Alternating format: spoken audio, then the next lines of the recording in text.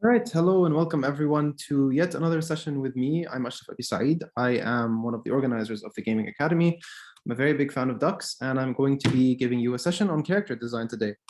So let's start with that, I guess. Where is my character design session? It is this one. I'm going to minimize this thing and then start the slideshow. Can you guys see the screen at the moment? I hope so. Perfect. All right, cool. So this is Lucky. He's very cute. This was him as a baby, and this is him as an adult. And you guys have seen some of his pictures before. I decided to show you some more of him. So today we're going to be talking about character creation, character design. But before we start that, a very quick lesson on some of the animals in Lebanon. So some people say hyenas are very big. They're not that big. They just have their hair stand on their back, and this is what makes them look big. And this is actually part of character creation in one way or another, because the way that animals are made, they sometimes would like to be bigger and more ferocious so that they can ward off any predators. So this is something that goes in their own character design. So yeah, let's start with a very quick session breakdown. We're going to be talking about the things that are like and characters. We're going to be talking about different character types.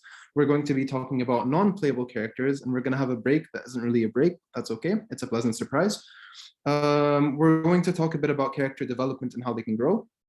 We're going to talk about diversity and stereotypes, and I'm going to give you a homework because I want you guys to be the best character creators ever. So looking at the picture on the right, how many of these characters do you recognize?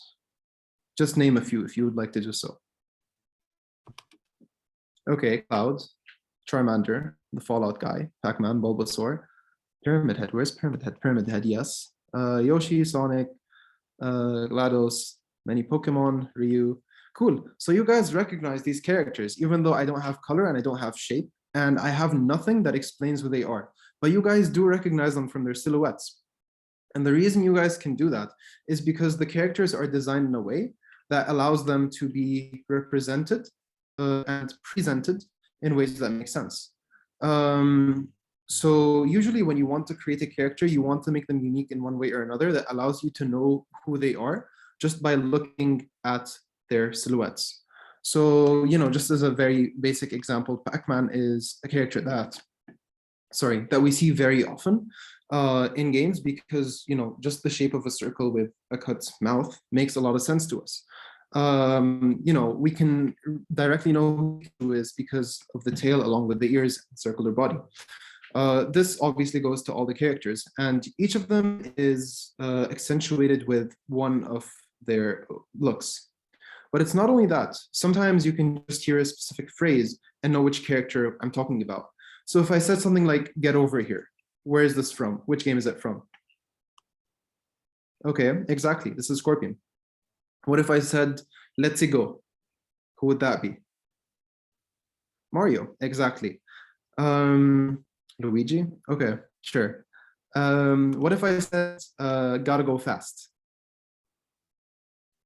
Sonic, exactly. So you guys can tell who these characters are, not just by their silhouettes, but also by the things they say sometimes. So let's talk very quickly about players versus characters at the beginning. So a player is somebody who actually plays the games. So if you are somebody who is presenting a game to somebody else, the person playing the game is the player. The person that is on screen doesn't need to be a person. It can be an object, it can be anything you want, is a character. The character is the thing that the player uses, and that's basically it. So when you know this distinction and you understand this distinction, you will understand that you are creating a character for a player to control. But a character doesn't always need to be a character that you see. So for example, if you look at a game like Tetris, Tetris is not a game where you have characters, you have blocks. But sometimes when you get a specific block, you're very happy to see it. For example, you have the 4 blocks, just the one line. This is a very nice character that you really like, even though it doesn't have a personality. It might have a color if you're playing in the new games. It doesn't if you're playing on the old ones. So yeah. When you guys want to create your character, you must make sure that the player knows whose shoes they're stepping into, because players suspend their disbelief in order to create, to play a game, in order to get into a game. If you decide to not give your character any motivation, if you decide not to give your character any reason to exist, your character might just, slip into a nap and be quite boring and not really do much. But technically speaking, even the nap that Mario is, sleeping in over here at the bottom is quite important, because it shows character. It shows that, just the fact that you are waiting means that, he's waiting for you to do something. And when you stop, he stops as well. This in itself gives character to your character. So we're gonna talk about multiple character types. We've got the Cypher, we've got the fixed character, customizable, and fixed background with a customizable character. So who knows the difference between any of these? Can you guys want to try, or should we just bounce to the next slide? For those of you watching later, I would like you to try as well before we start talking about it.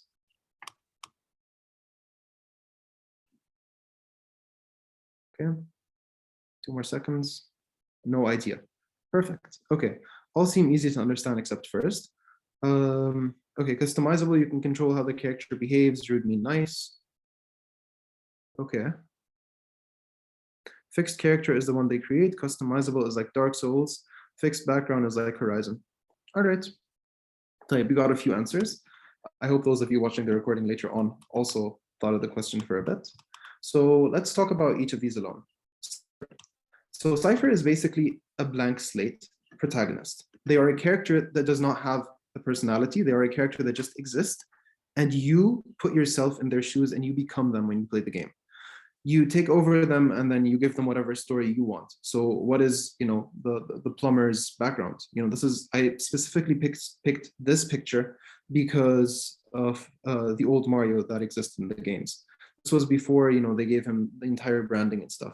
I picked Hollow Knight because, again, this is just a character that jumps in and exists in the world, and you decide to take over and do whatever you would like to do with him. Sometimes when it comes to a Cypher, all you have to do, all you have is a name and a shape. Sometimes you have a specific purpose, but you decide what their background is to a certain extent. You decide where they're going to go after that. You decide what happens with this character. Undertale could be another example of Cypher characters. Yeah, that's true as well, because you give the character whatever you want. Some people say that the character does have a name. Others disagree with that, because you can decide to name it whatever you want. You can give it whatever gender you want as well. Give them whatever gender you want, sorry. So yeah, no mind to think to a certain extent, yes, basically that. So any protagonist that you can decide what you want to do with them is considered the Cypher character to a certain extent.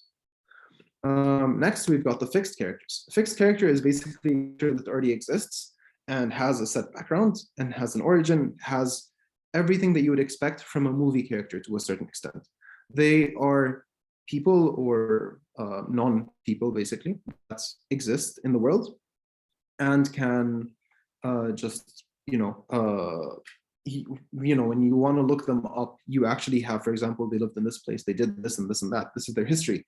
This is where they came from. This is where they're going to go next. You could also think of fixed characters as anybody from any other media that has decided to transition into games as well.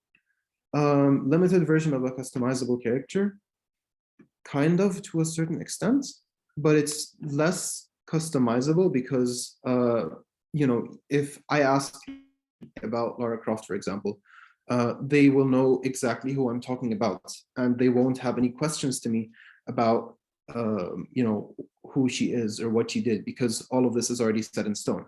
So a fixed character is basically a character that exists and is, you can just look them up and there are fan pages about them, and they have a set background and a set existence in the world that they're coming from. Customizable characters are characters that you can change however you want. They are a bit different than Cypher. Sorry, they're different than Cypher characters in the fact that Cypher characters are not ones that you can change, whereas customizable ones are ones that you set in your own vision.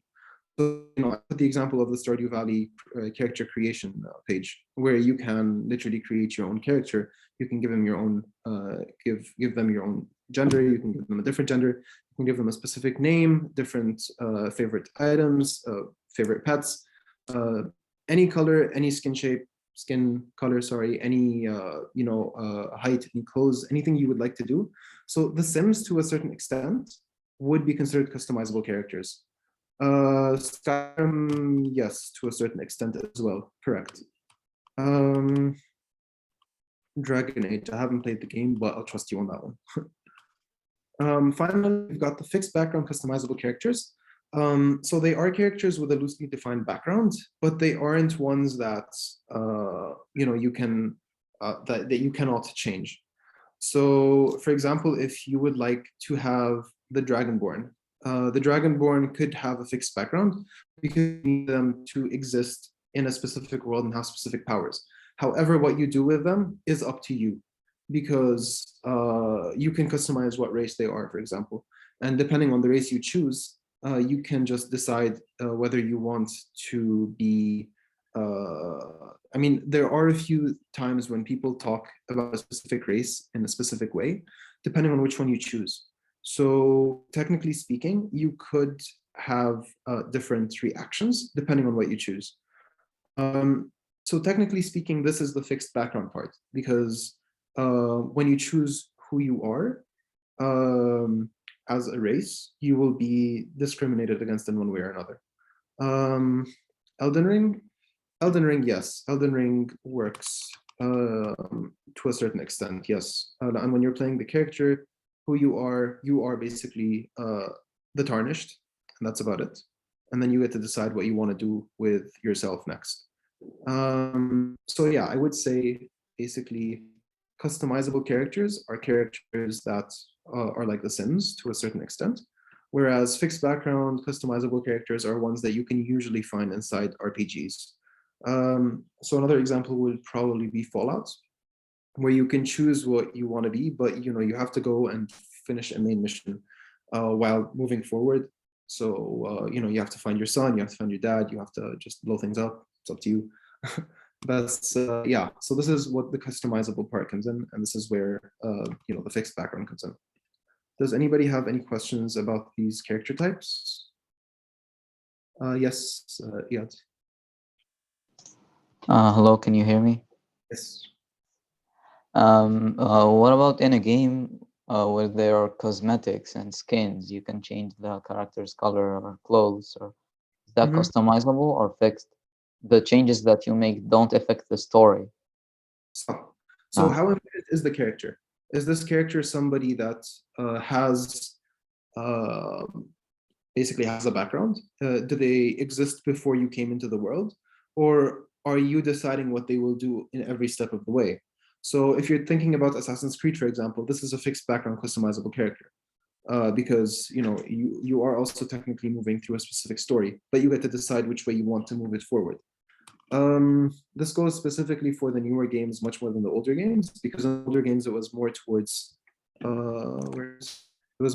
fixed characters. Like Ezio, for example. Ezio is a fixed character with a fixed story. And if you decide, for example, to kill too many civilians, then you kind of lose the mission or the level, and you desynchronize and stuff. So yeah. Does this kind of answer your question? Yeah, thank you very much. Of course. Okay, could you go back to the types of character screen? Yes, we've got Cypher, fixed, customizable, and fixed background customizable characters. Again, just to summarize, Cypher is basically just one that just exists, and they are something that is set by the developers, but you get to choose who they are depending on their actions and depending on how you play the game. Fixed characters are characters that exist because of the timeline, because of the lore that already exists, because of the developers making a sequel to a game, or simply bringing the character out of a movie. Customizable characters are characters that you can change however you want and play however you want. So it's the biggest range of freedom for a player. Fixed background customizable character is any character that already exists to a certain extent, but they are more of a figurehead rather than their importance is in their existence rather than in who they are. So, again, the example could be the Dragonborn, for example. Right. So First person is a Cypher? Not necessarily, because okay, if you're playing multiplayer games, for example, in a MOBA game or something like Call of Duty, actually, the first person could be a Cypher, yes. If you're playing something like Team Fortress 2, if you're playing most first-person shooters to a certain extent are Cyphers, as long as you're not playing a main character and you're playing a soldier in a war or work for hire or something of the sort, then yes. But if you start giving background to the character, then they become closer to fixed characters, especially if they're coming from a sequel. Is that clear? PUBG characters and Fortnite characters, I'm assuming, are the same kind of thing. They are Cyphers because they don't really matter much in terms of who they are. You're just going to play whoever you want to play, and like the different skins that you choose to a certain extent give you different characters to try out. In Valorant, are they fixed or Cypher?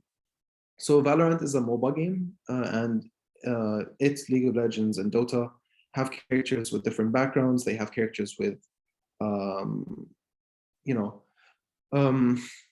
something that gives them personality. However, again, the way you play them will change who they are. So yes, I would consider them to be Cyphers, specifically because you do throw out their existence in when you're playing the game. So just as an example, let's say you're playing a support role and you get to pick a champion that does specific abilities such as healing instead of like shielding. So you will be telling your friends about the way you the way you healed your carry and the way you healed the damage doer so that you can win the game.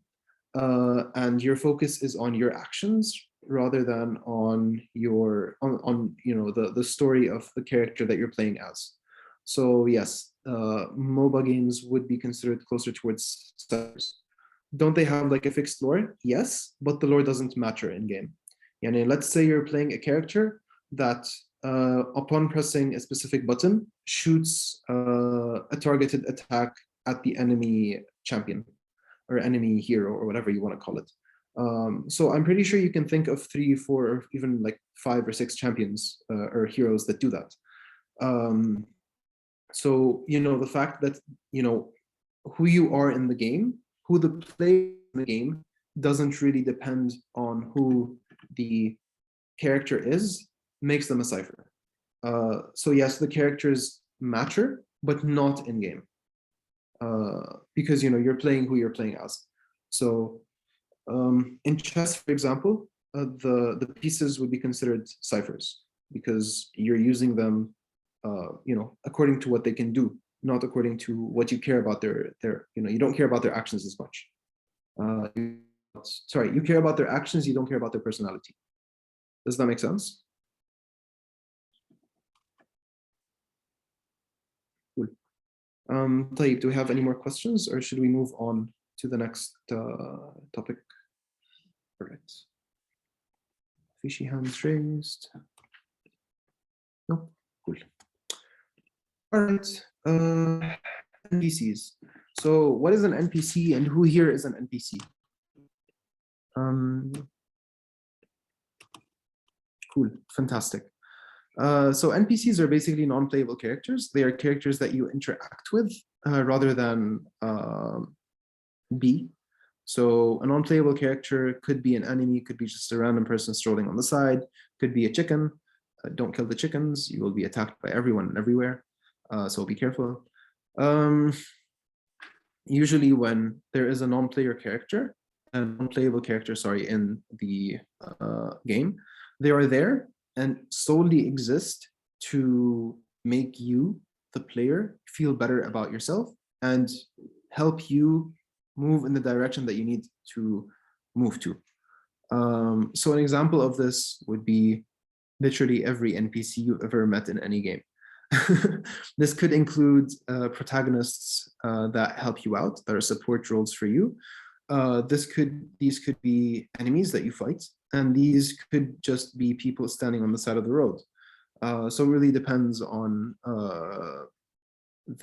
like basically the fact that the thing that makes them an NPC is the fact that they are not controlled by a player.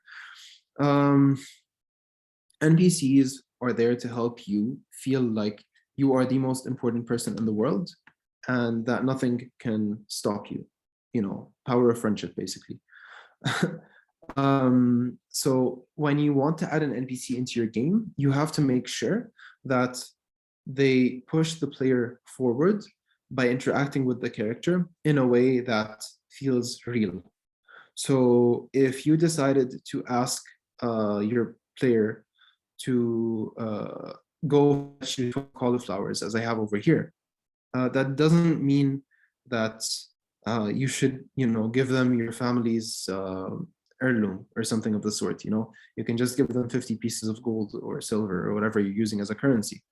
So, you know, you have to thank the player for what they're doing, while at the same time not causing too much, you know, happiness and like a fata that you know pushes you towards making the player feel like they're, you know, you don't push it basically.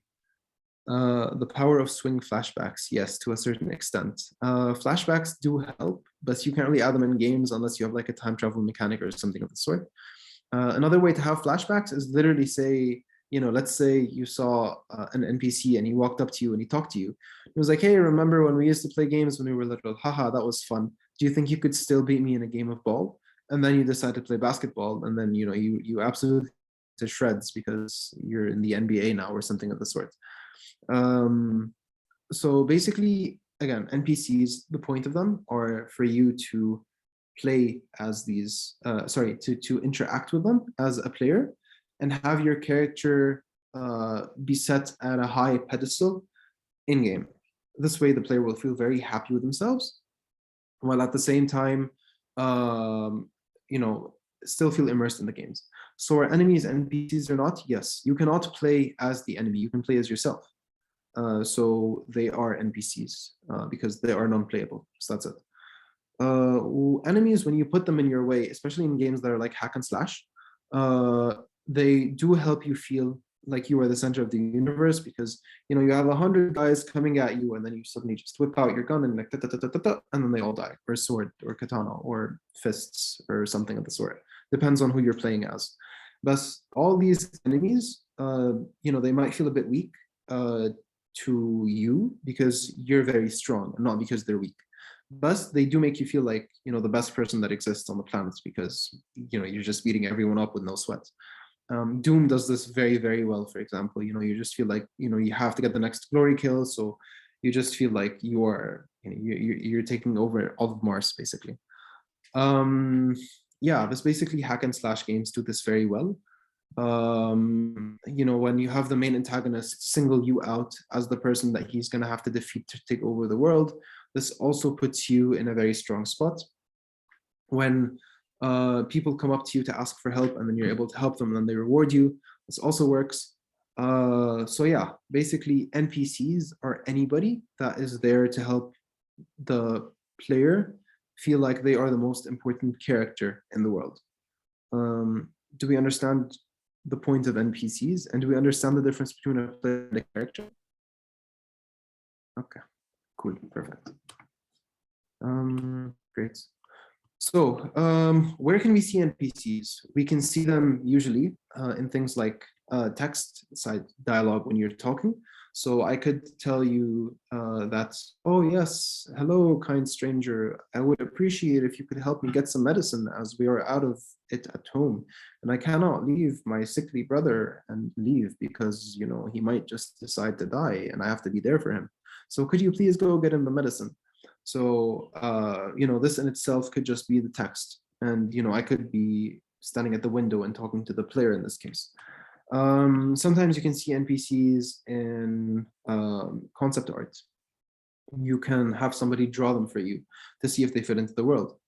You can see them inside character models. So they are people that you can interact with, especially when they have, you know, this sign on top of their head that just bounces like, please come talk to me because I am your next mission. Please jump here. I need you. Help. They can be set in animation where, you have, for example, again in Skyrim, the guy that gives you the letters, he's always running towards you extremely fast so that he can catch up to you. They can be in the cinematics where you as a narrative designer would also have to create and write, where he would be like, oh no, we need your help, quick, come now before he runs away. And so they just show you running away with the rest of the characters around here. So yeah, there's a game called Kenshi where the world doesn't revolve around you and NPC doesn't make you feel like the strongest. You're just a normal person in the world. Yes, and the reason they can do that and the reason you know about the game is because not many games do that. As long as it does it correctly, it's something that you'll definitely enjoy. So yeah, basically you can place NPCs anywhere you want in the world as long as it makes sense. And the way you know it makes sense is because it feels natural. If you need to push the player forward in one way or another, you can include an NPC. Some games, for example, have small birds that you can whistle to so that they can lead you on to the next spot and tell you which way to go. Others include NPCs along the routes so that they can sell you items and stuff. Some games literally just have you click on, like mobile games specifically, they can have you click on a character's head just bobbing at the bottom so that they can give you hints or give you gems or something of the sort, or tell you to buy gems because lots of games do that. So NPCs are something that you can use to a certain extent instead of menus to a certain extent. Again, you're not going to have an NPC read out all the settings for you, but you might have them, for example, hold a paper for you while you check the settings, just as an example. Basically use NPCs wherever you feel your character would like to interact. So yeah, hold my dragon bone. Exactly. Whenever you're playing Skyrim, this is what you use your support person for. It's just holding items basically. All right. Any questions about NPCs as of yet? This is more or less what we talked about. So as a narrative designer, your job when creating all these characters, which include the player character and the non-player characters, are to explain to everyone on the team what the point of each character is. Because if I tell you, okay, so I want you guys to imagine with me. Let's say I told you guys I want to have an Arab in my game. That was all I said. I want to give you guys 30 seconds to write out for me what you imagine when I say Arab. So it's currently, okay, starting now. So 30 seconds. I want you guys to give me a character that's an Arab to describe this Arab person for me. واحد عربي يعني.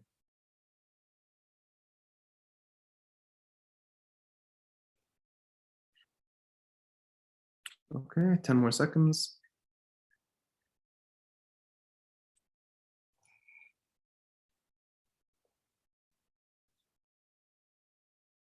Okay, cool. طيب, so I'm gonna read what you guys have written. Abu al-Abd, an old teta sipping coffee on a balcony. A normal person with a different accent. What's a normal person? An old man selling vegetables at the market.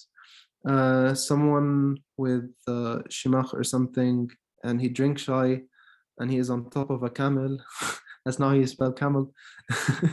And has a 1999 radio playing Arab songs. Pick up dates from palm trees. An old man with a beard that scares children at night. Mustache, which is a hat. Distinctive ethnic features, sipping coffee. You, Mazen, the collector of magical artifacts that sells them in the desert. An Arabian using a curved sword, warrior fighting through the harsh suns of the desert for survival. An anti-imperialist proud of Arab history. Middle Eastern phenotype, so brown skin color, dark hair, etc. Local clothing, possibly exaggerated if needed. Like the person looks Arab dress, like the locals, and got Arab accent.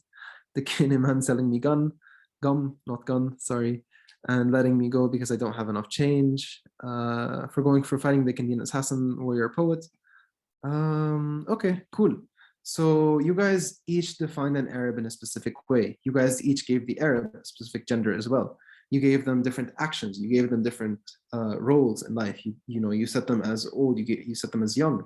You just created different characters because all I said was the word. I did not mention what age they were. I did not mention which country they were from. Don't forget, Arabs are basically spreading across Asia and Africa. They are literally all over the place in one way or another. Some people would also say, we technically know what Arabs are because we are Arab ourselves, but some people consider Arabs to be anyone from Africa to India and a bit farther as well. And don't consider themselves Arabs. We don't consider them Arabs, but people that do not know what Arabs are would do that. So you as a narrative designer must explain exactly what you mean when you say the word Arab, when you say the word teenager, when you say the word white, when you say the words, let's say, physically incapacitated, for example, yes, Arabs are basically anywhere from, the Middle East region as a whole. So Turks are considered Arabs, Iranians are considered Arabs. Anybody from the countries, that end with on, so Afghanistan, Pakistan, India as well, all, yeah, exactly. So all brown people to white people are sometimes considered as Arabs. This is not good because that's not true. That's basically it. So yeah, when you want to explain what the character is, when you want to explain whether it be the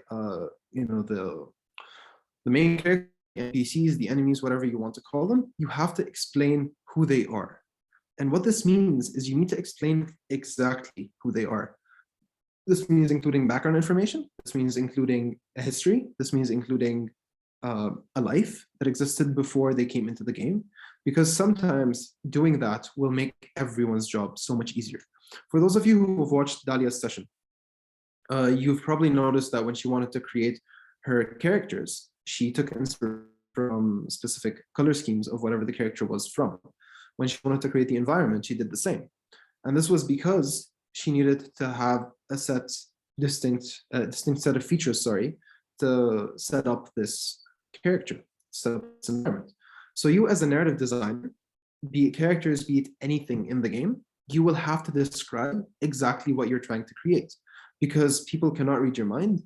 And when I say rubber duck, you guys are probably going to imagine a yellow one. Say my favorite rubber duck, I mean this one over here, which is blue. It was almost eaten by a dog once. That's okay. So basically my point is, as a narrative designer, you will have to explain to people in boring details what this character is. The people are obviously the people that you are working with on the specific project or whatever. You would also have to write things like cinematics. So cinematics involve, this character jumps from this side to that side, and then an explosion happens. This does not help at all, because where did they jump from and where did they jump to? I just said one side and another. Did they jump forward? Did they jump backward? Did they jump from a cliff to the sea? Did they jump from one cliff to another? Or did they just, dodge some train tracks or something of the sort? So you will have to explain in boring detail, and people will choose which parts they need exactly. Yani, again, when you look at 3D modeling as well, just by having different characters' actions, you will know what they look like when they move around. And this will help with both the, the actual creation of the character and the rigging and the moving it around. So the more detail, the better. And whatever people will need, they will take. However, you have to understand that not everything you say will be included in the final game. This is mostly used for people to help create the game. The more things that you can give the people working with you, the better, because this will make their jobs easier, and you will not have to read for mess up or something of the sort. So we have a question. If I want to, as an Arab, to create a German character, how can I make him actually German with only research knowledge? This is the part where you actually reach out and ask Germans if the character that you're creating makes sense. You have to ask different people from different backgrounds. However, if you want to present this German character as one person, you can just ask one German person what they think. Now, it might not be as accurate as asking many people. However, doing your due diligence is basically the minimum that you'll have to do. I think like I will most probably leave important details, or I might accidentally stereotype the character. This is exactly why you ask different people what they think of the character, especially people that you are trying to represent. And if you guys also remember, am I lagging? Oh, okay. So if you guys also remember what I said in the narrative, in the world building, research is extremely important, because this is what will help you create something that is believable, create something that is not stereotypical, and create something that is unique and has its own flavor, along with whatever you're going to be sprinkling on top of it. So yeah, do we have any questions about what your job is supposed to be, other than basically making sure that everything makes sense? Yes, Rabia. سامعين؟ Do you hear me? Yes. So question, is it the narrative designer's job to make to design levels, or is it a level designer's job so to match up with his story, I mean? Okay. Yeah. So a level designer is somebody who actually sets out the actions the player is going to take to successfully finish a stage. A narrative designer will be helping the level designer in creating this stage. So let's say they're set in a forest, okay? So the level designer has decided that in order for the player to finish this level, they need to climb a tree, walk across a big branch, and then swing to swing to the cliff, and then they'll finish the level. The narrative designer will tell the art team what kind of forest this is.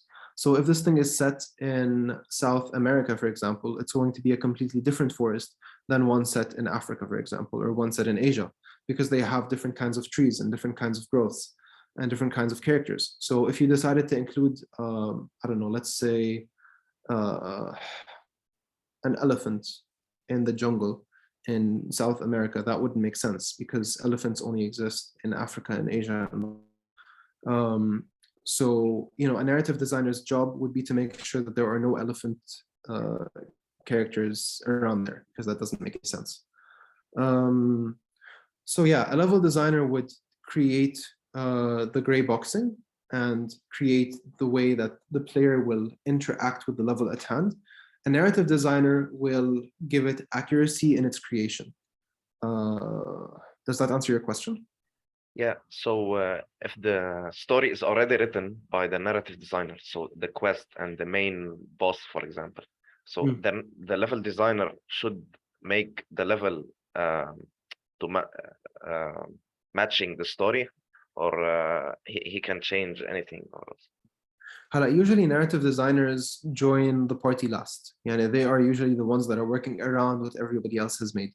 And this is mostly the case because level designers are going to be spending more effort, and their part is a bit more crucial to the way the game works. If a level is fun, but the narrative designer says it's not accurate, the narrative designer will have to change the story so that it is more accurate.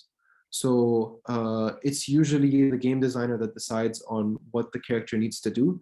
The level designer makes it come true, and then the narrative designer makes it believable. All right. Oh, okay. Thank you. Any other questions?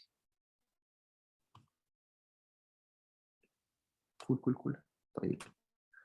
All right. So just like I said before, we have to make sure that the players feel that they are the best person ever in the world. Like, they are just fantastic. Like, anything and everything they do is like, wow, standing ovation. I am so proud of you for gathering 6 butterfly wings for me. That was intense. Yes, I saw you catch that butterfly.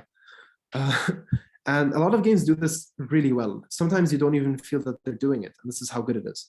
But this is because of immersion. This is because of the way that the game is built.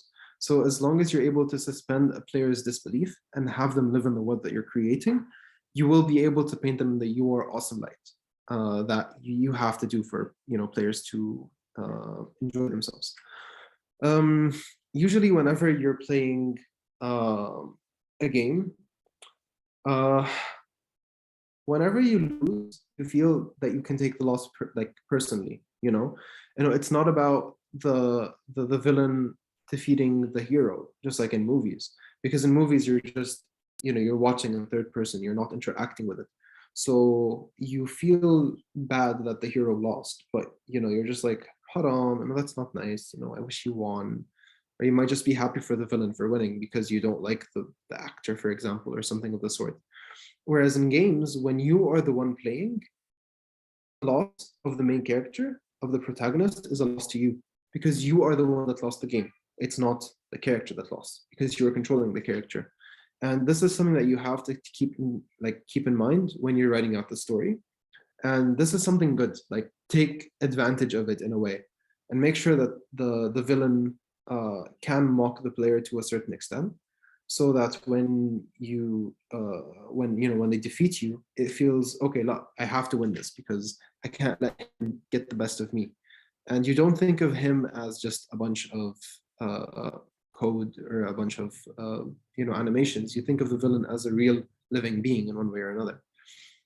So this is why you have to create stories that make sense to the player. At the end of the day, you are a narrative designer. You are creating a story. Creating a story means making something believable that players can dive into. So again, if you are playing something like Kirby, don't give the main boss like an AR-15 or something of the sort. Yeah, the Call of Duty story does it's pretty good, but a lot of people, it's been drowned by the toxic multiplayer part of the community and stuff. So yeah. The only way for you, yes, 50% of Kirby final bosses are Elder Chores. That's very true. Kirby himself is an Elder Chore, to be honest. It's terrifying. So yeah, basically, when you guys want to create a story, you have to make sure to balance out whatever you're trying to tell the player with what you want them to discover themselves as well. So make sure to give them just enough to want to move forward in the game and learn more about it. Thank the player for everything that they do, but at the same time, make it believable, make it realistic. And you can have, for example, a little kid ask the main character to do something for them, and then thank them for being awesome, and then follow them around, and then just literally keep running after them until I don't know, you give them a lollipop and they run away or something of that sort. Does this make sense? Because a lollipop could entertain a small kid, or you could give them a football or something, and they would then go as well. But it wouldn't make too much sense, for example, for a baker to follow, let's say, a princess all across her journey in hell to defeat the frogs that have overtaken the kingdom, because the baker in this case would not be baking, and if the baker isn't baking, then what exactly was the point of making the baker a baker?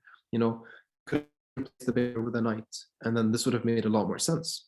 However, again, the kind of things that you want to do in the game depends on you, and depends on how you as a narrative designer set the story. So everything I said in terms of the baker, the princess, the frogs, and hell could make sense in a specific context, but you have to make sure that the context itself is believable to a certain extent. So yeah. When you guys want to create your protagonist, you have to remember that they are most likely the first thing that players are going to interact with in the game, because the protagonist, which is usually the player, which is usually the character, is what the player is going to control. So once you choose the kind of character that you want to create, which we agreed is Cypher, customizable, fixed character, fixed background, customizable character, you have to think of the rest of the story as well and how the player would fit in. Again, if you guys remember the world building session, we talked about macro worlds versus micro worlds, where macro worlds were worlds that were built and then you have the character plopped in, versus micro, where you create the character and then you plop the rest of the world around this character. Sometimes when you want to create a character, you want to introduce the players to all of the world. The problem is, why does the player not remember anything, and why is everybody explaining everything to the character? So let's say the character is an army veteran in World War One or after World War One, let's say, and there's a die-hard scenario happening like the movies, and somebody he likes got kidnapped, so he has to go and save them. You cannot just tell the veteran, if he needs help riding a horse, it's kind of doesn't make any sense for you to have to explain to your character how to ride a horse. It does make sense to explain it to the player. One thing you can do, for example, is the veteran decides to go to his friend who is also in the war and has now opened a horse stable, and you decide to both go on just a ride into the sunset for some reason right before the game starts. So you could just have like a small conversation that where the horse breeder could be like, you still remember how to ride a horse? And then the guy would be like, he'd just be like, yeah, obviously. Or haha, just remind me if you'd like to do so. So just adding sarcasm, for example, could in a way help you move the story forward. Or if you just say yes, then you just completely skip this part, keep moving forward with the idea, because you've probably played the game before, or press X to jump on the horse, because it's just very obvious or something of the sort. So just by creating a story for your character to move forward in that makes sense, you will be giving your player a way to enjoy and immerse themselves in the story. You can't always have your protagonist hit their head on the table and then wake up remembering nothing. So you have to remind them everything about every single thing that they need to do. They are not, they're not, let's say, the main character from Halo or the main character from Doom, or, the Call of Duty soldier, or again, any FPS, let's say. You can't say that the player doesn't remember how to use a gun. The character, sorry, doesn't remember how to use a gun, because that's literally their job. One game, for example, that does it correctly to a certain extent, for example, is Stardew Valley. In Stardew Valley, you used to work at an office job, and now you're working at a farm. So the idea of them teaching you everything makes sense, because this was not your job and this isn't what you used to do. However, again, sometimes you just want to create a character that does specific things. So be careful in the way that you present your protagonist in the world that you're building. Again, amnesia isn't always a good excuse. It was just dream isn't always a good excuse. And just the way you do things has to be something viable. Or no tutorial? What do you mean, Jad? Speaking of no tutorial, there are some games, such as Hollow Knight, actually, that give you no help whatsoever to a certain extent. So the way it works is you fall down and then you walk to the right, and the first thing you see in front of you is a door. The thing is, you cannot go through the door, you have to break it. So people who have played games before will usually try to click buttons and try to click the attack button. And if they break the door, that's great. If they don't, after a couple of seconds, you will get a message that tells you press this button to attack. And then there's another place where there's like a tiny, tiny hole where you can fall into. So just by falling into it and waiting there for a while, you will be told to press this button to jump. So the way they did it, the way they set this tutorial is by explaining to you that you do not need to tell a story to explain to people how to do things. You can just give them a small UI and that's it.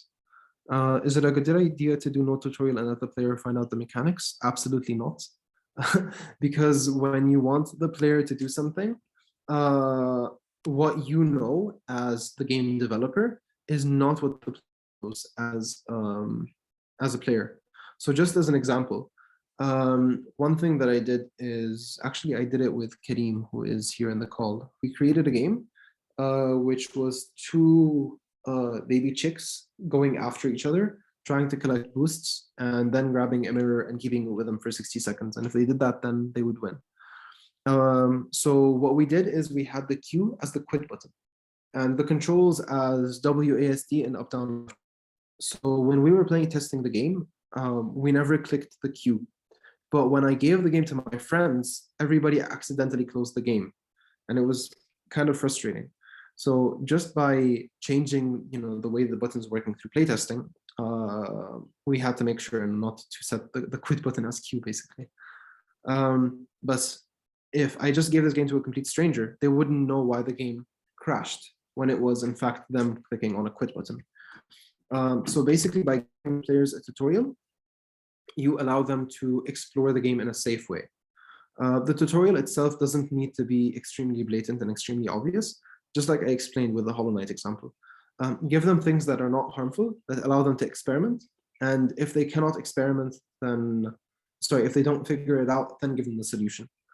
Another way to do so, especially with characters that already exist in the world, is you could use the said, but that's overused at this point.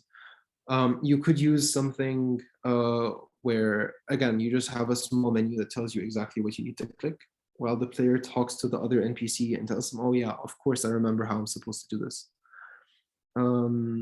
So yeah, an example of a game that needs a tutorial is The Witcher, because I remember feeling overwhelmed the first time I tried it out, because you could use your first sword or your second sword, and then you had to choose potions, and then you had to choose magic. Just like all of these different menus were very confusing to me, to be honest. And this is something that did need a tutorial to a certain extent and didn't need to move a bit slower. But this was just me, because I wasn't really used to AAA games and stuff. What if it's the first? Yeah, exactly, Kareem. Yeah, so if it's the first game they've ever played, you can't just not provide a tutorial. Another way of setting your player into the world is by putting them in a new world completely. So explain why they don't know anything about how the thing works. So let's say that you decided, you're an army veteran that was taken by aliens to go help them fight a war on a different planet, because let's say humans on Earth are the most accurate, most deadly species in the universe when it comes to war. So they're they're taken as mercenaries and used as war chips in a way. But this was your first time going to war with aliens, so they gave you a new gun and you didn't really know how to use it, because let's say it was built through nanotech and actually uses the air around you to create high pressure bullets and stuff. So they would explain, for example, to reload, you have to click the button on the side, which would be, for example, the actual right-click mouse button. And then to shoot, you would have to use your left hand to pull the trigger, which would be the left-click button, for example. So just by doing things like this, you would be able to immerse the player into the game and make the tutorial or whatever you would like to talk about make sense. So if you have any suggestions to write better introductions, I would love to hear them out as well. We can do this exercise later, but any suggestions you have on how to write better introductions are always welcome. Some of my suggestions, for example, you have to have careful writing. So the NPCs, each one of them will have a different thing to say. Different characters will give you different hints. So just as an example, let's say that your character is in the world and you have to go help the high mages. And the character is supposed to know about the existence of the high mages. However, the player doesn't know about them. So as you walk in, let's say the Archmage meets up with you and you're like, yes, Archmage Batta, how are you doing? And it's like, yes, hello, welcome back, hero. It's not been very well. As you know, the Archmages are in constant war with the Battle Orcs. And the Battle Orcs, being weak to fire, have taken out most of our fire mages. So we do need your help recruiting and getting more of them. So just by doing this, you kind of gave the player an introduction to what the world is. by telling them that the archmages exist, that different people with different skills exist, and that they were fighting the battle orcs who are weak to fire. So this was just an introduction instead of telling the player, oh yes, hello, I know you are the hero, but you obviously know nothing. So let me explain to you in more detail exactly why everything is. So yeah, you could also have a flashback or something of the sort, where this is the first time a player grabs a gun or grabs a knife or decides to do parkour or something of the sort. And this is where it would make sense to succeed and fail with whatever you were trying to do. Again, I think Fallout 3 does this pretty well, where you are given your first BB gun and you are sent to shoot a cockroach or something of the sort. And then you grow up and you become the adult that you are and stuff. A final way to do it is to go and make the player overpowered and do whatever they want, and then suddenly take everything from them. A game that does this is Assassin's Creed 3, I believe. I think. Where basically Ezio he puts the apple in place, and then he goes and fights people, and then he loses all of his items and stuff. Prime does this as well. Yes, correct. Oh no, not 3. Sorry, it was the one after Brotherhood, or was it Brotherhood? I'm not sure. It was either Brotherhood or the one after Brotherhood. Yeah, but it wasn't the Ezio trilogy. So yeah. All right. So we're gonna take a small break and rest, but not really. So I want you guys to do the 16 personalities test, which is, I will type it right now, www.16personalities.com. All right. And we'll come back in like 15-ish minutes because the test does take a bit of time. So I'll see you guys in a bit. But before we go, does anybody have questions?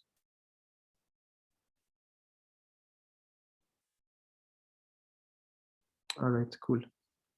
Yalla. I'm going to pause this then. Yalla. See you guys.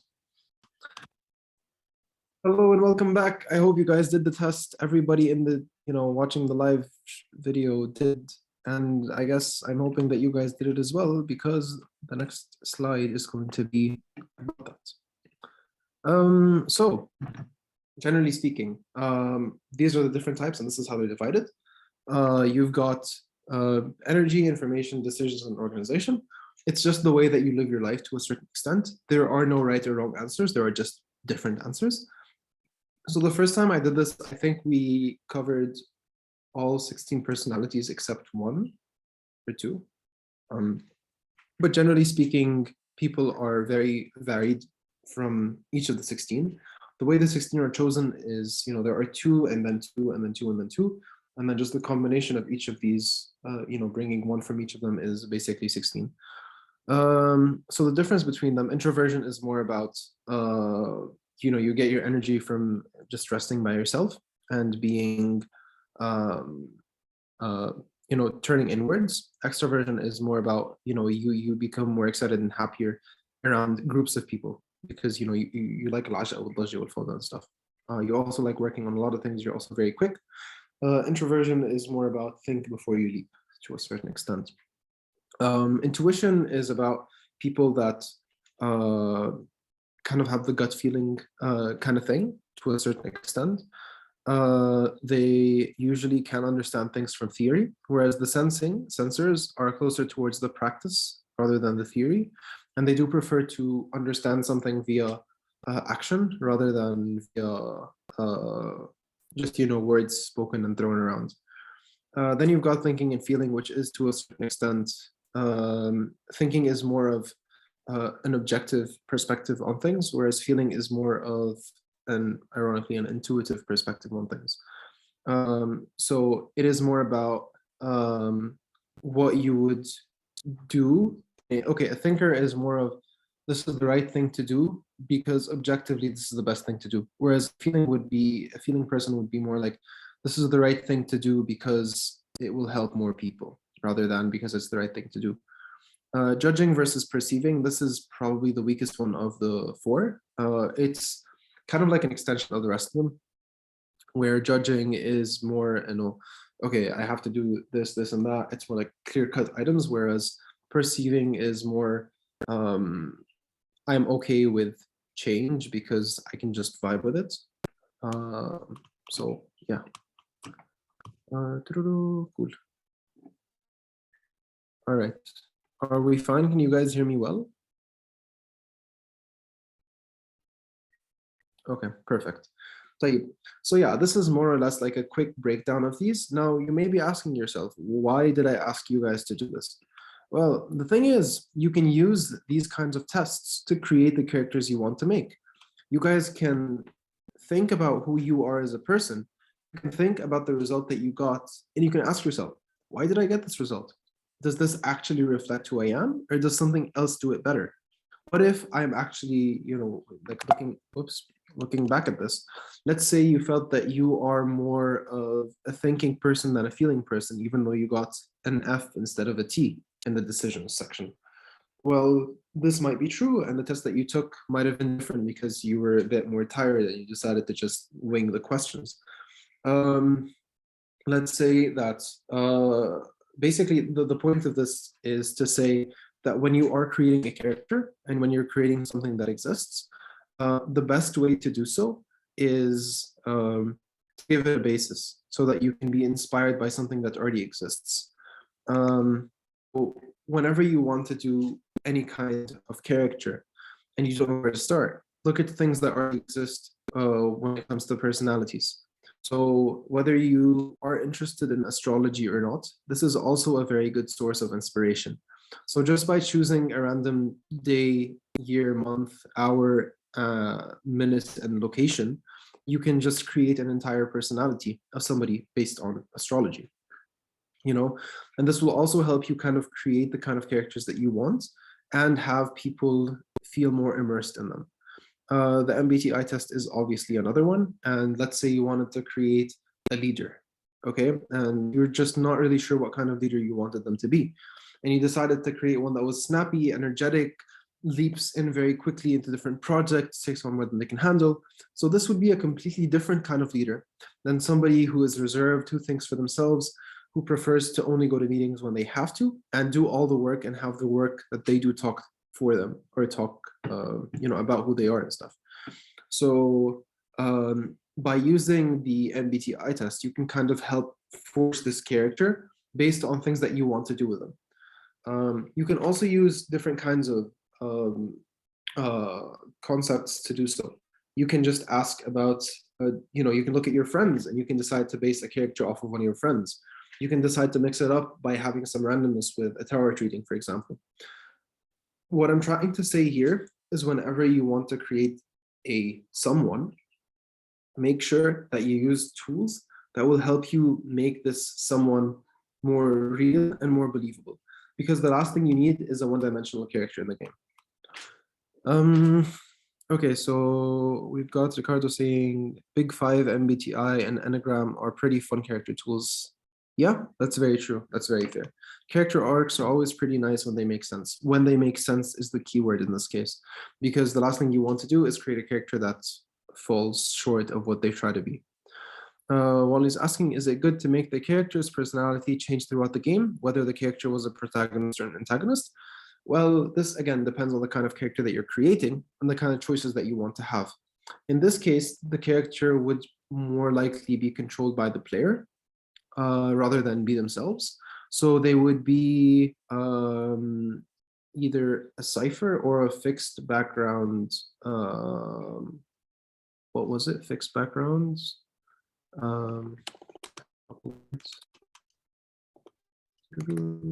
Fixed background customizable character. Because at the end of the day, you're creating this character, and the character doesn't really like you are controlling what they do and how they change. So is it good to make the character's personality change?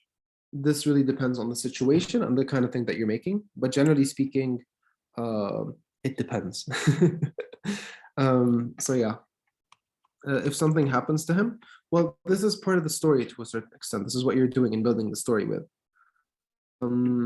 Yeah, so you are technically in this case having a force that is greater than the player character to decide which way they move forward.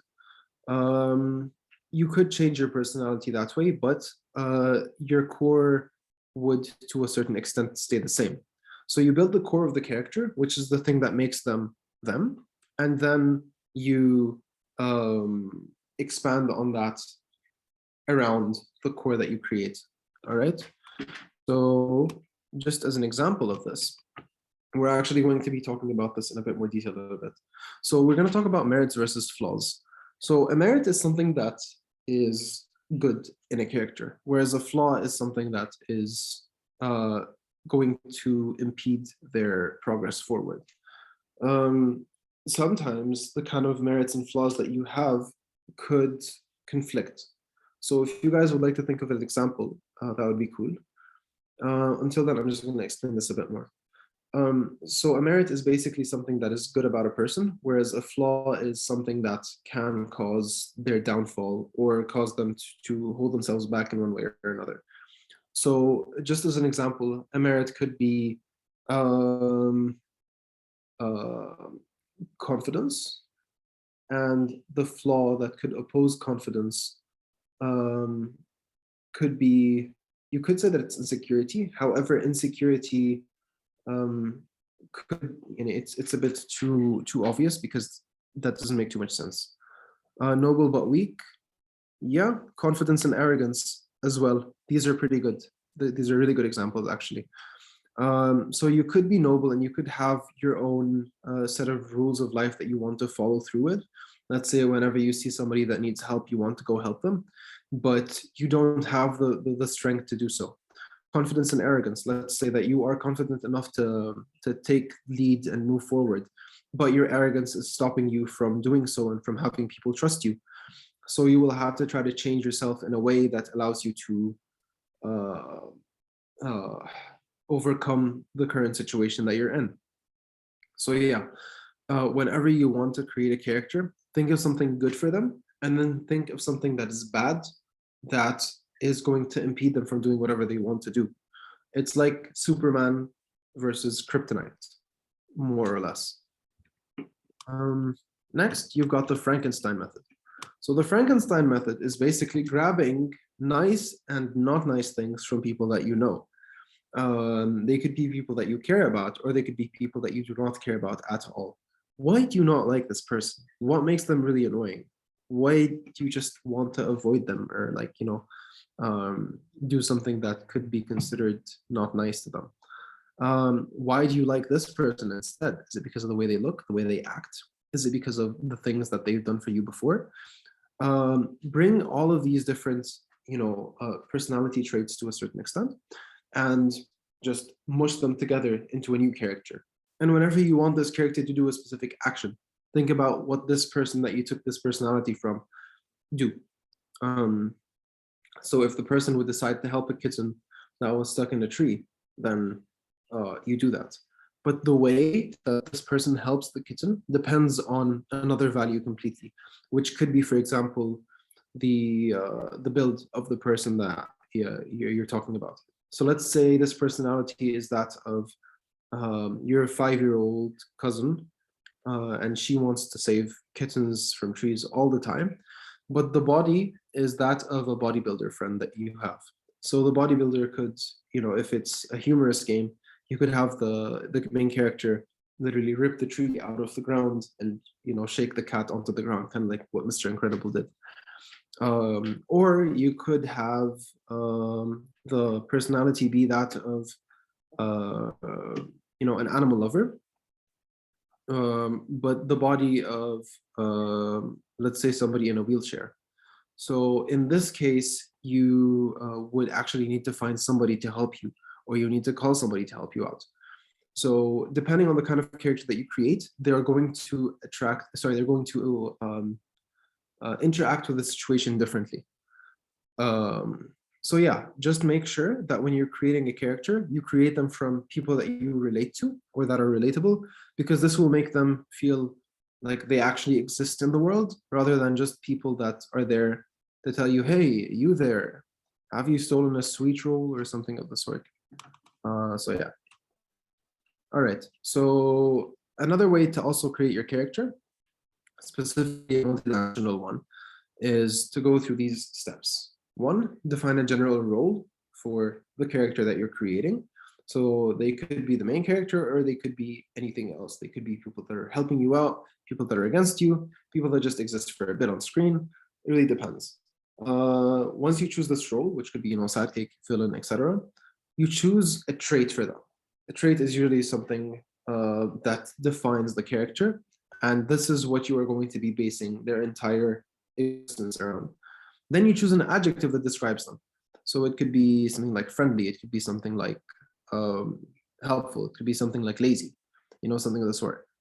Then after that, you can pick an MBTI type that fits. So let's say you decided to choose a villain that is caring but devious. So by doing that, you've created a villain that's kind of like Schmerz to a certain extent. شركة شر أبو الأشرار يعني تبع Phineas and Ferb. So he is basically just somebody who wants to do something to take over the world, but at the same time he absolutely loves his daughter. So by looking at this kind of character, you can kind of see the different traits that he has, the good and the bad to a certain extent. You can find a trait that is exactly what the player, the other character wants to do. And this is the main thing that's going to move them forward in the story. This is the governing trait.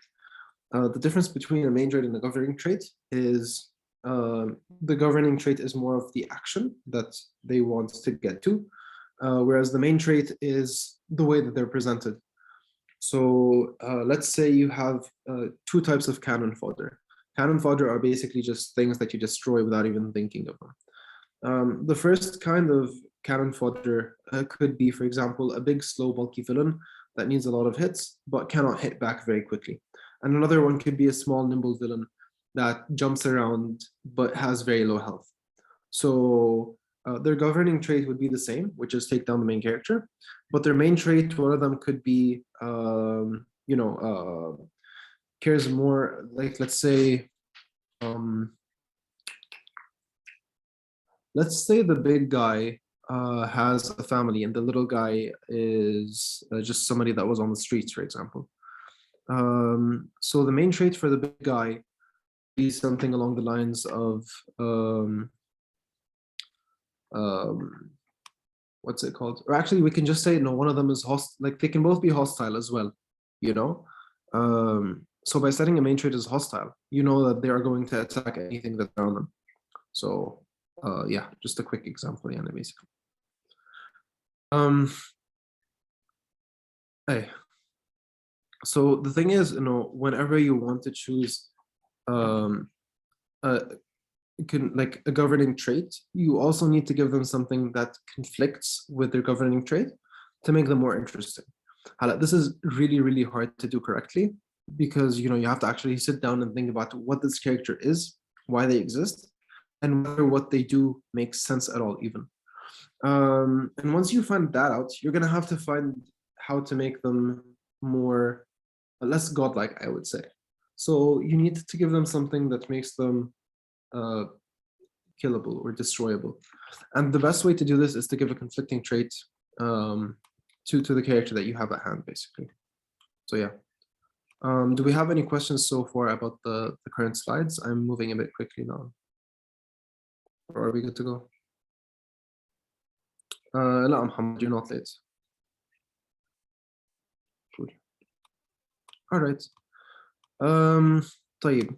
So let's say that you're going to university as well, and or to your job, or just driving in your car and stuff.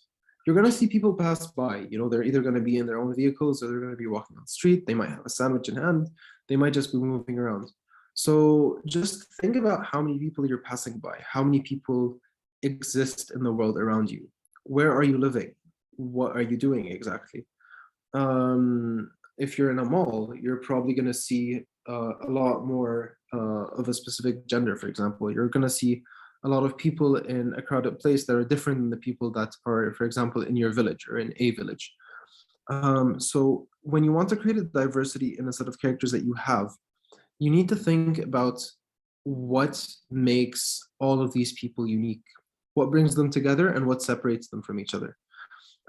If you are in Dubai Mall, for example, you're going to go there and you're going to see tons of foreigners. And this is because it is a hub for different people from all over the world to come join and shop and change and stuff.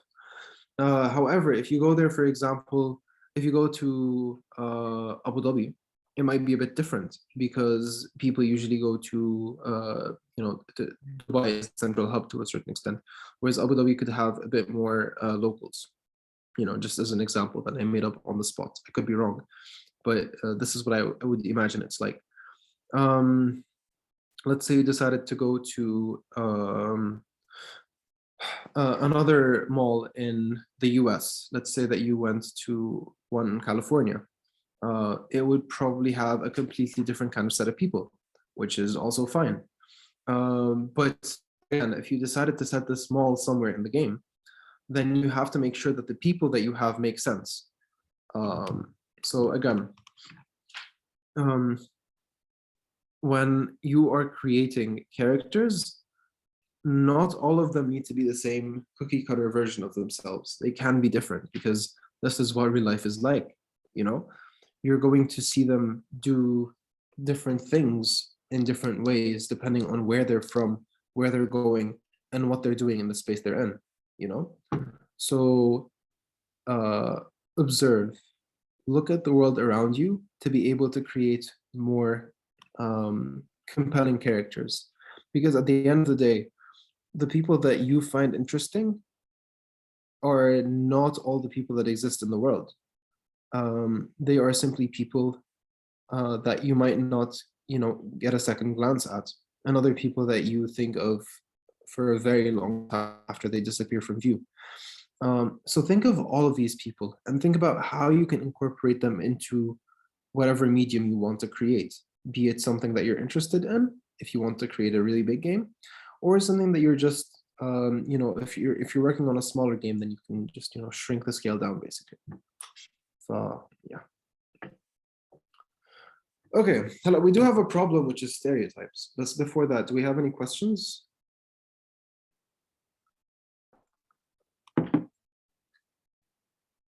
Cool. طيب. Stereotypes are a very good way to mess up. A very, very, very good way to do so. So please avoid stereotyping when you can. Generally speaking, when it comes to shows, movies, and just general media, usually when you can think of general action movies, let's say, there's always one of the three same white men doing the same action movies in a different place, where somebody goes in, they shoot up a bunch of people, and then they win, and then they fly off into the sunset with the girl that they love. This is basically every single action movie in one way or another, obviously with some minor changes and details here and there.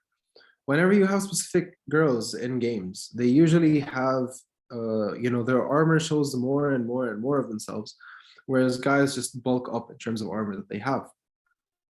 And this is something that's very normal. When you decide to have queer characters in shows, sometimes they're not presented as somebody that matters and are usually presented more as add-ons to the main character, which shouldn't be done, basically. I mean, why would you want to do that? Basically, whenever you want to include a character, make sure that they represent themselves and not what society wants you to think of them. Now, it's the best way for you to lose on to lose yourself to other people, and to lose your credibility in a way. So again, like, let's say I said Arab, okay? If I said an Arab in a game, and then I could say that an American interacted with them, the Arab could be there either because they're a millionaire or because they're a terrorist. Because these are the two main things that Arabs are used to, for example, And this is a stereotype because I don't think anybody here at the moment is either of those things. We're just here to make games at the end of the day. And we want to present ourselves in the ways that we are. And this is why we really need to make games ourselves instead of have other people make games about us, because we are who we are at the end of the day. But yeah, ماشي الحال. So what I'm trying to say here is when you want to create a character, try to avoid stereotypes that bring a negative image to a specific group of people, be it people of a specific race, a specific gender, a specific sexuality, a specific form of existence in any way, shape, or form.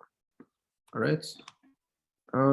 You have to create a character, and if you want them to be someone that you interact with, you have to make sure that these characters exist by themselves. It's not that this character now exists because there is a player here and because this character is moving around. So if your player exists and the world exists exclusively for the player, people aren't going to enjoy the game as much as if the world existed before the player was there and will continue to exist after the player is there. So you have to create a character with a background of existence rather than a background for a character. So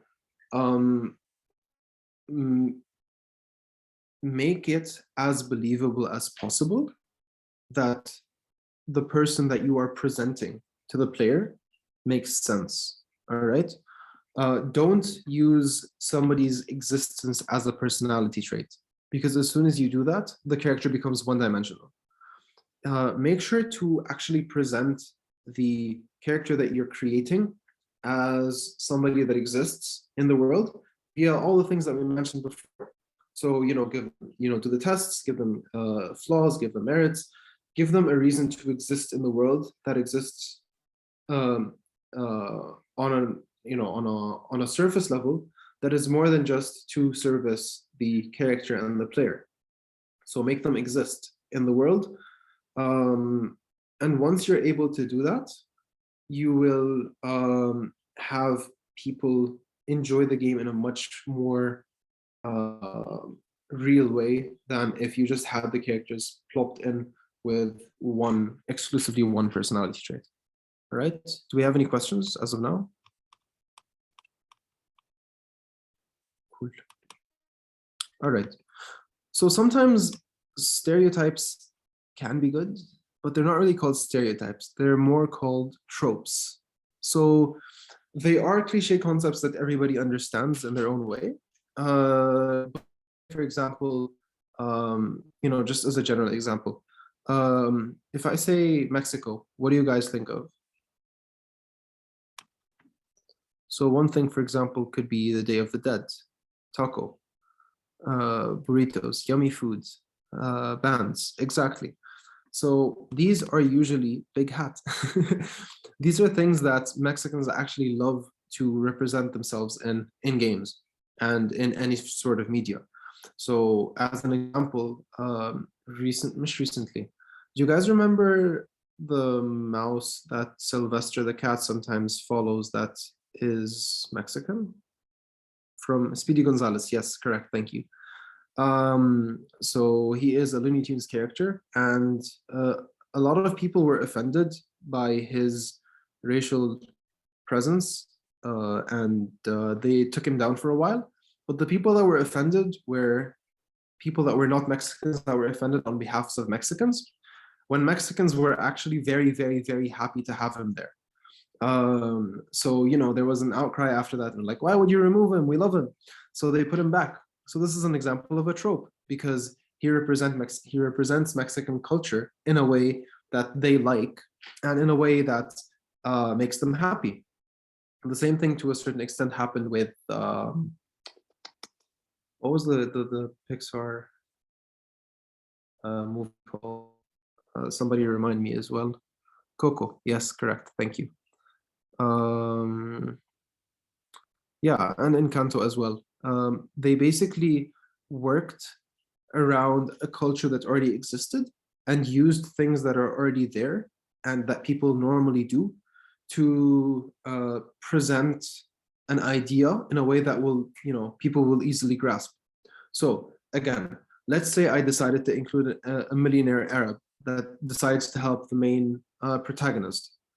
But then let's say that this millionaire Arab actually loses all their money and the protagonist has to help them regain a semblance of confidence in themselves. And then this Arab will just live like a normal person, just doing their own thing basically and enjoying their life without all these money and riches. So you would take a general stereotype, but you would transform it in a way that makes money not their only personality trait. So yeah, I will include the link to this later on, just somebody remind me as well. So yeah, another example that I have over here is a soldier is basically usually represented as a pawn or somebody that's just going to go kill people. But as soon as you give this soldier a personality, you give him hope or fears, the character will be much more interesting, and the dynamic between the player and the character that is interacting with them will be much more important and much more loved. So yeah. This, by the way, is called subverting tropes. So subverting tropes is about setting up a specific stereotype that is good, which is a trope, and then changing the way that people think about it. So, just as an example, who has seen Shrek? Or should I say who has not seen Shrek? Okay, very fair. So I think the second example, sorry, the second line will probably resonate more with you if you think of Fiona, for example. She is a character that existed and she was supposed to be saved by the prince so that she can go and live her life happily ever after in a castle.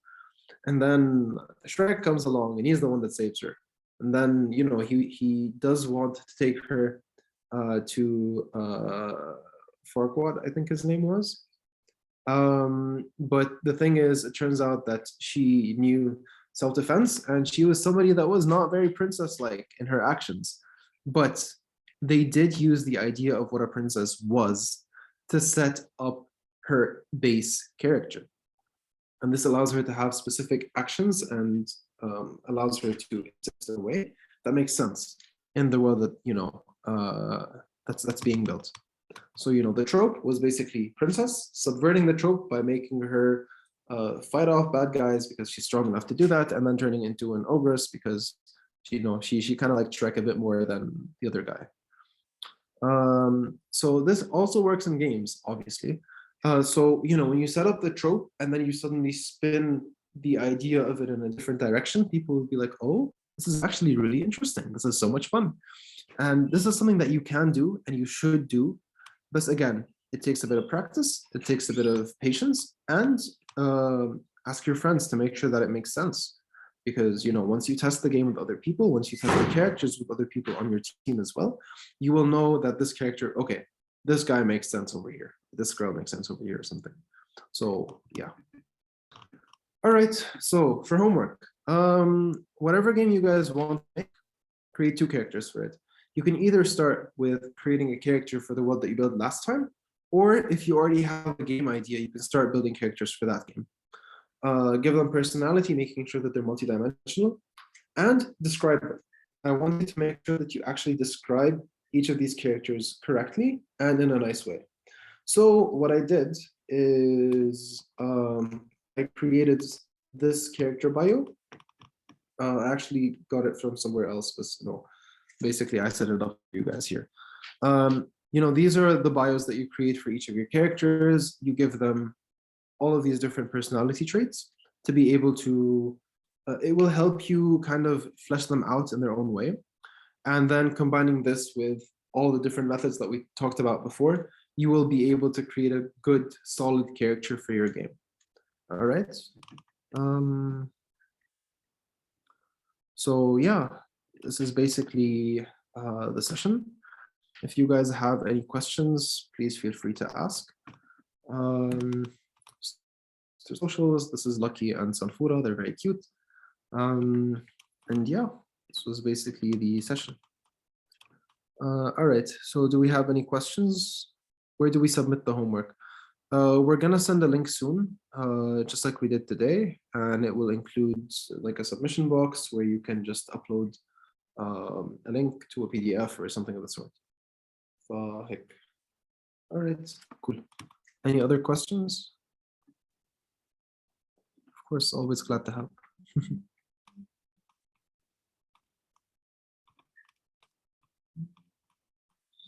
طيب, perfect again. Yalla.